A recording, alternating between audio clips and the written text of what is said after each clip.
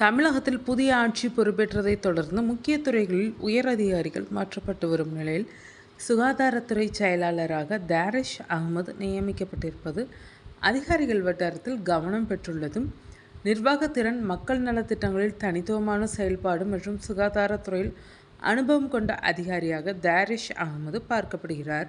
கேரளா மாநிலத்தின் மஞ்சேரி பகுதியைச் சேர்ந்த தாரிஷ் அகமது 1977 பிப்ரவரி 2 பிறந்தவர். மருத்துவ படிப்பான MBBS படிப்பை முடித்த அவர் மருத்துவராக பணியாற்றுவதற்கு பதிலாக மக்களுக்காக பெரிய அளவில் சேவை செய்ய வேண்டும் என்ற நோக்கத்தில் குடிமைப் பணி தேர்வுக்கு தயாரானார். அதன் பலனாக 2005 இந்திய ஆட்சி பணியில் தேர்ச்சி பெற்று தமிழக கேடர் அதிகாரியாக பணியில் சேர்ந்தார். பின்னர் இங்கிலாந்தில் உள்ள லண்டன் பொருளாதார கல்வி நிறுவனத்தில் சுகாதார கொள்கை மற்றும் திட்டமிடல் தொடர்பான முதுகலை பட்டமும் பெற்றுள்ளார். தமிழகத்தின் பல்வேறு மாவட்டங்கள் மற்றும் அரசு துறைகளில் பணியாற்றிய தாரிஷ் அகமது திறமையான நிர்வாக அதிகாரியாக அடையாளம் பெற்றார். குறிப்பாக பெரம்பலூர் மாவட்ட ஆட்சியராக இருந்த காலத்தில் பல்வேறு மக்கள் நலத்திட்டங்களை செயல்படுத்தி பாராட்டுகளை பெற்றார். பொருளாதார ரீதியாக பின்தங்கியிருந்த அந்த மாவட்டத்தில் மக்களின் வருமானத்தை உயர்த்தும் வகையில் பல திட்டங்கள் கொண்டு வரப்பட்டன. சுயதொழில் வாய்ப்புகள், பெண்கள் சுய உதவிக் குழுக்கள் மற்றும் சுகாதார விழிப்புணர்வு முகாம்கள் மூலம் மக்கள் வாழ்க்கை தரத்தை மேம்படுத்த முயற்சிகள் மேற்கொள்ளப்பட்டதாக கூறப்படுகிறது.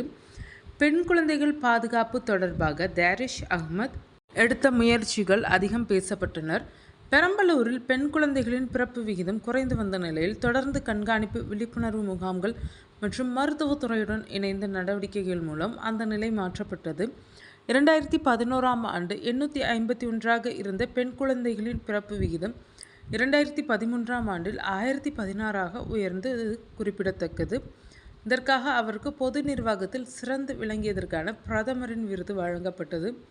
தேசிய நலவாழ்வு குழும இயக்குநராக பணியாற்றிய காலத்தில் தமிழக சுகாதார கட்டமைப்பை வலுப்படுத்தும் பல நடவடிக்கைகளில் தாரிஷ் அகமது முக்கிய பங்காற்றியதாக கூறப்படுகிறது. அரசு மருத்துவமனைகளில் வசதிகள் மேம்படுத்தல், மனநல ஆலோசனை திட்டங்கள் மற்றும் அவசர மருத்துவ சேவைகளை விரிவுபடுத்தும் பணிகளிலும் அவர் கவனம் செலுத்தினார். நீட் தேர்வு தோல்வியால் மன அழுத்தம் அடைந்த மாணவர்களுக்கு 104 உதவி எண்ணின் மூலம் உளவியல் ஆலோசனை வழங்கிய திட்டமும் பெரும் வரவேற்பை பெற்றது.